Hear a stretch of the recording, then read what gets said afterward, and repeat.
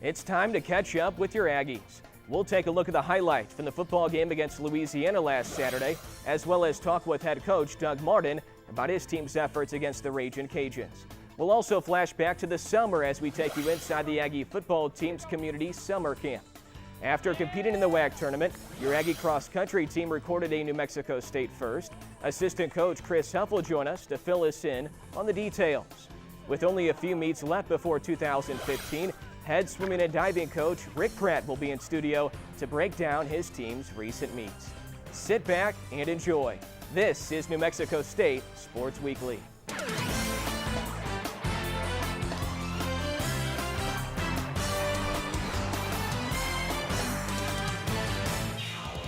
Aggie up. This is New Mexico State Sports Weekly. I'm Adam Young. Last Saturday, the undefeated Louisiana Ragin' Cajuns came to Aggie Memorial Stadium for New Mexico State's homecoming football game. The Aggies scored the first points of the game, but Louisiana answered with 28 unanswered and cruised to a 44-16 victory against the Aggies. The loss moved the Aggies to 2-8 overall and 1-5 in the Sun Belt, while the Ragin' Cajuns improved to 5-0 in conference play. Let's take a look at the highlights from Saturday. Aggies taking on the Ragin' Cajuns in the annual homecoming game. New Mexico State looking for win number 2 in the Sun Belt. First quarter, opening drive of the ball game, Larry Rose III gets the carry and goes 14 yards for a first down. The night for Rose was short, though. He would leave the game in the first quarter and not return due to a concussion. Aggies take the first lead at 3-0, but Louisiana answers on this touchdown pass from Terrence Broadway to Jaron Johnson. Ragin' Cajuns up 7-3. Next possession, Teldrick Morgan will make a juggling catch, and he gains 24 yards on the pass play. The Aggies driving on this possession. But on the next play, watch Larry Rose III. He runs into Tyler Rogers. That knocks the ball free. The Ragin' Cajuns recover, and Louisiana ends up forcing 4 turnovers total in the ball game. On to the second quarter. Terrence Broadway finds James Butler across the middle. Butler goes 31 yards. That sets up a 1st and 10 from the Aggies 11. 2 plays later, Elijah McGuire rumbles right through the Aggies defense into the end zone. 7-yard touchdown run. Louisiana up 14-3. Later in the quarter, Broadway again through the air. Here he finds C.J. Bates, who lands inside the 2-yard line. Louisiana punches it in a play later to take a 21-3 lead at halftime. Half number 2, Broadway not done. Elijah McGuire ends this long drive on a 4-yard touchdown reception, 28-3 Ragin' Cajuns. Morgan has been fantastic this year. Here he breaks tackle after tackle, and he goes all the way to the end zone, a 42-yard touchdown reception, but it's still 28-9 Louisiana. However, on the ensuing PAT, Darzil Washington blocks the kick into the hands of Corey Trim. He scampers down the sideline for a pair of points. Ragin' Cajuns now lead by 21. Aggies not letting up, though. Watch Clint Bernard on the edge of your screen right here. He'll block the Louisiana punt. That'll set up good field position for the Aggies, but the drive would stall and end on a missed field goal by kicker Max Johnson. The Louisiana defense was just too much for the Aggie offense all evening. The interception bug biting the Aggies once again. This was one of 3 picks thrown by Tyler Rogers. Tracy Walker with the interception.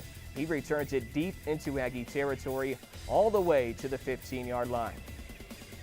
On to the fourth quarter at Aggie Memorial Stadium. 3 plays later, Broadway, one of the best quarterbacks in the Sun Belt, finds Jared Johnson for a 9-yard touchdown reception. Louisiana up 28 points. Late in the game, freshman Andrew Allen is in at quarterback, hands it off to Xavier Hall, who bowls his way for a 5-yard touchdown run. Hall would injure himself on the run as well, but he does walk off on his own power, and the final score is Louisiana 44 and New Mexico State 16.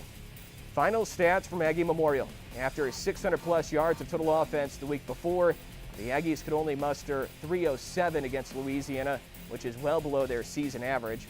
Look at the turnover differential. 4 for New Mexico State and none for Louisiana. Aggies fall to 2-8 overall and 1-5 in the Sun Belt with a loss.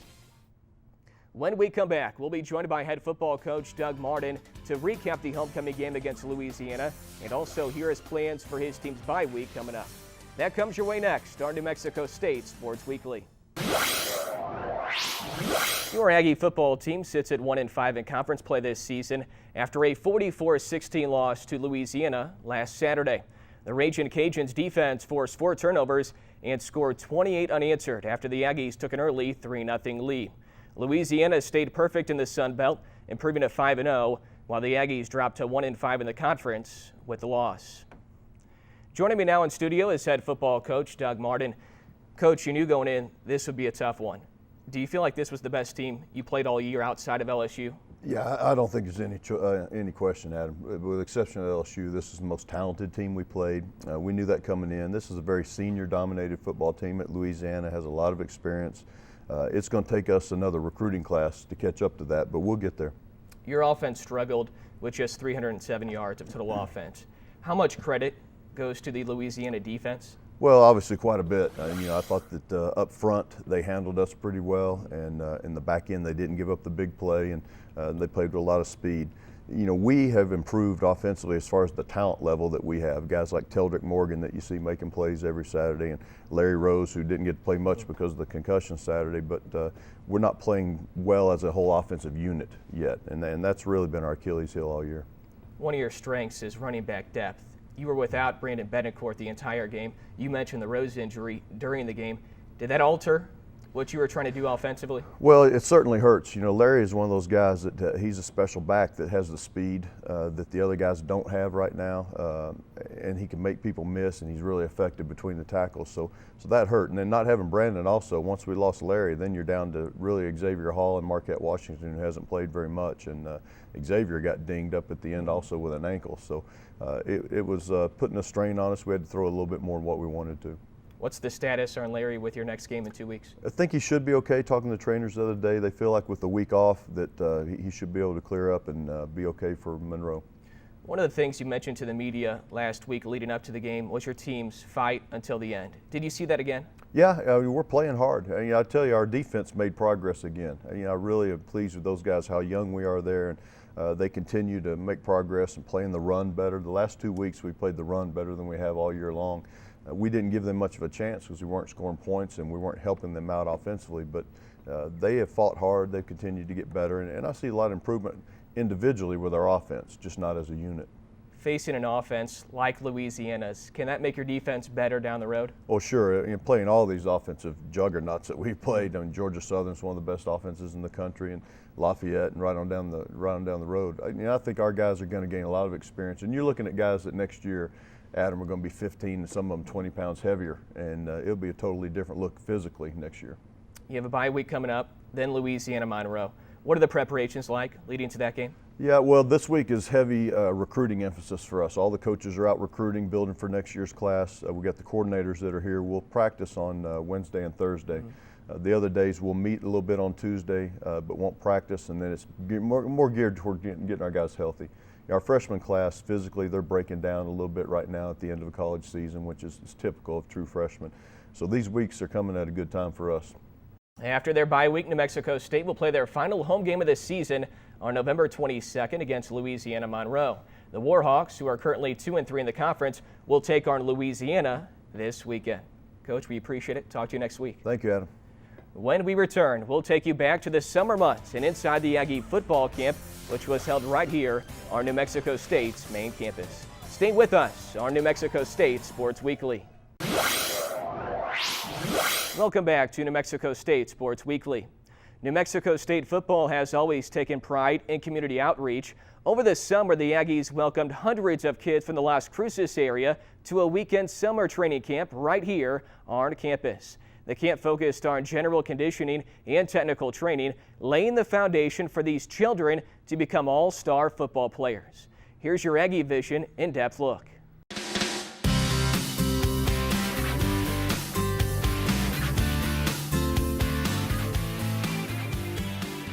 Over the summer, head coach Doug Martin and the New Mexico State football team hosted their second annual Kids Football Camp. It is an honor and a privilege for the football team to come out and work with these children and get involved with the community. It's been great. I mean, this is what the purest form of football is. Little guys like this coming out wanting to play and learn and just have some fun. And it's fun watching our players work with them also. And, and the people of Las Cruces have been so open to us since we've been back here. And I think there's been a great mutual friendship developing here. Hopefully it'll keep growing. We are so excited, not just about today, but about the community of Las Cruces in general. I mean, this is a great community, and this is just a microcosm of what's going on here in Las Cruces. We've got a bunch of great kids out here that are having a good time, and I tell you what, I think our players like it just as much as they do. They love interacting with them, and we're so happy that the people of Las Cruces have been able to come out and enjoy themselves today. Well, to start off, it's feel good, to give back to community and especially see these kids energized and the enthusiasm they have and, just enjoying their time here. Throughout the camp, the kids got to learn various techniques of the game. But to the players, it was much more than just teaching football. It's really nice, especially when you're trying to do all the right things. It's easy to do all the right things when you have all these kids looking at you and it's going to better them. And you can't be selfish about it. You have to. You can think about it. How would these kids look at it, or how would some of the younger players on my team look at it? And it helps you make better decisions. Ever since I was a little kid, I never thought I would be in this position I am now, and to be able to give back to the community and able to provide, some experience I've had, and it's an awesome feeling to be able to share what I have with these kids out here. Not only was the camp beneficial to the football team, but the children and the parents had a lot of fun too. So did you have fun today? Yes, a lot of fun. What was your favorite part? The tackling. Now, what exactly did they teach you? How to do the right tackling, like pick them up and then take like 3 steps and then slam them to the ground. My name is David and I'm from New Mexico. Where in New Mexico? From Las Cruces. So, you having fun today? Yes. What's been your favorite part? Tackling the dummies. I think it's great that the players spend the time with the kids and come out here and do that. And really, they don't have to. I mean, there's nothing that says they have to do that. So it's nice for them to do that and see that. It makes you feel like you're a part of the community, football community here now. The camp has grown since last year. It does not appear to have any intentions of stopping for years to come. 250 registered for the camp, which is up from last year. So really excited about that, and I think our players really enjoy this more than anything. Get to interact with the kids. Well, I think that next year what we'll do is we may incorporate a little bit more with the helmet. It seems to be a big hit with the kids, the helmet that everybody runs out of. We're also just going to continue to enhance our drills because that's really what the kids are getting out of it. They're having a great time. They interact with our players. They interact with our coaches, and they have a great time and learn football, and that's really what we're working for. For Aggie Vision, I'm Vinny Conway. When we return, we'll be joined by cross-country assistant coach Chris Huff. His team just finished competition in the WAC tournament and came away with great results. Coach Huff will fill us in on the details when we come back. New Mexico State cross-country saw a first at the WAC tournament earlier this month. Senior Hob Rubio became the first New Mexico State runner to win the conference tournament individual championship en route to being named the WAC Runner of the Year. The men fared well as a team, finishing second in the conference tournament, while the women came in 4th place. Here with me now in studio is assistant cross-country coach Chris Huff. Conference tournament wrapped up November 1st, Coach. The men fared well, the women fared well, especially some individuals on the men's side. What are your thoughts on the performances? On the men's side especially, we kind of talked collectively as a team, and we looked at the scenarios going in, and they executed very well. We knew Utah Valley, as a pack-oriented running group that they are, we knew they'd be extremely tough to break up that pack. So we kind of looked at where we could maximize our potential. So Hob, of course, he broke away early and tried to secure that first position. And then Jeremy Santastevan, he became Freshman of the Year in that same strategy. So for our men to be able to go into that setting and be the individual winner, the Freshman of the Year, and to come out second, which we have not been second since Hawaii was in the conference prior to my arrival. That's great. I mean, that was a great scenario for us. What does that say about where the program is as a whole right now? You always want to move forward and upward, and so for us, having the first conference champion ever in the school history. That's definitely a momentum in the right direction. It's something that we can build on in our recruiting with the sons and daughters of New Mexico here in the state, trying to have them come and be part of this program to continue to build this program. What were some keys for Hop Rubio individually? You know, we kind of knew what the competition looked like, but individually training, he was a little bit ahead of some of our other runners. So we had to utilize Coach Decker's treadmill in the strength and weight, the Coca-Cola Strength Fitness Center. It's a new addition, which we're very happy to have. And we were able to manipulate his training through that to where he had to run a little bit harder than he normally does, and he can't slow down on a treadmill. He has to hold that pace, and that really bode well for him at the end. He had about 1,000 meters where he had to break away, and he was able to maintain that effort when everybody else started to falter.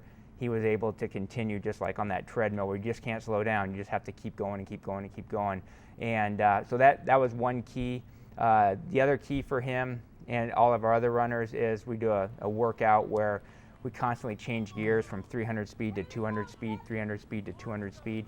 And he had a couple runners who challenged, he countered, they backed off, they challenged, he countered, they backed off, and they finally just gave up because he was just so used to that change gears, change gears, change gears. He was able to break them mentally and physically on the course.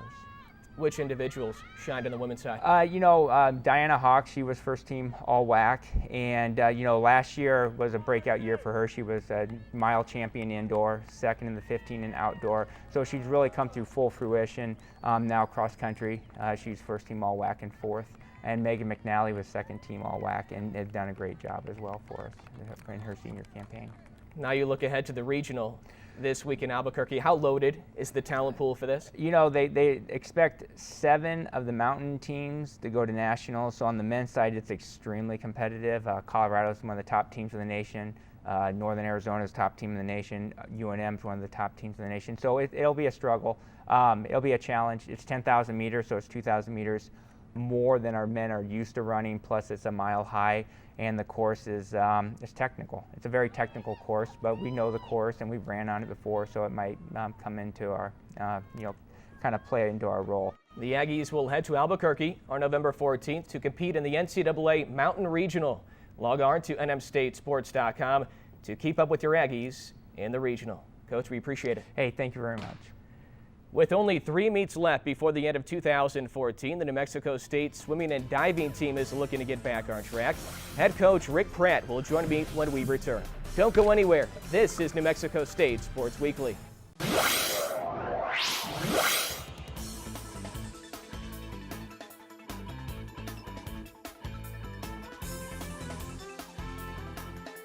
Welcome back to New Mexico State Sports Weekly.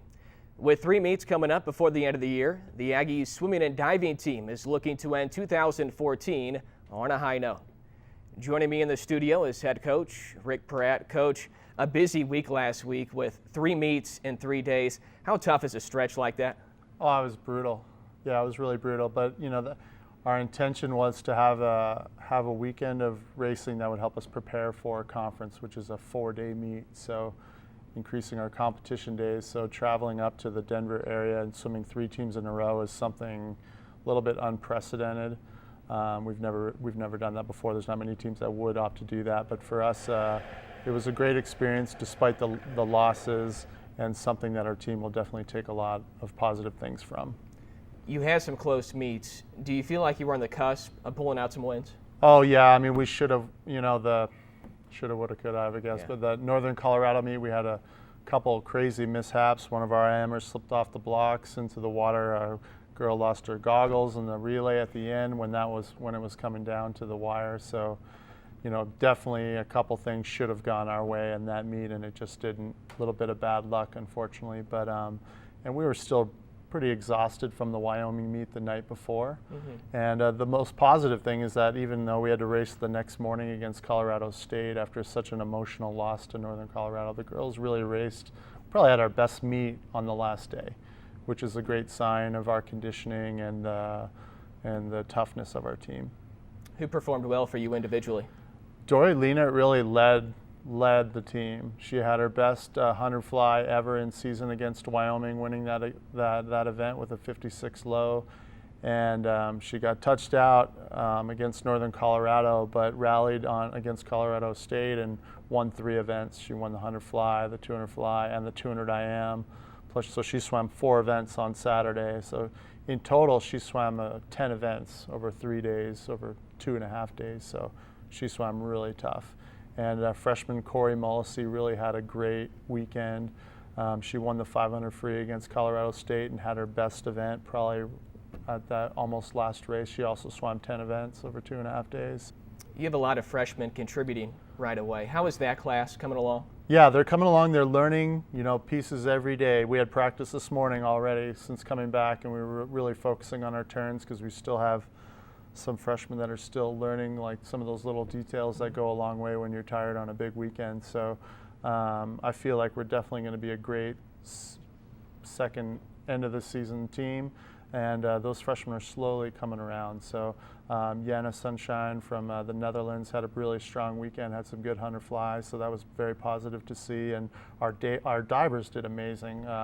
Lauren Rifle qualified for zones on both 1 meter and 2 meter, which she's never done this time of the year before, so she's diving really great. The Aggie Divers will head to Arizona to compete in the Wildcat Diving Invitational on November 21st in Tucson. Coach, we appreciate it. Best of luck. Thank you. That will do it for this week's installment of New Mexico State Sports Weekly. I'm Adam Young saying thank you for watching, and go Aggies.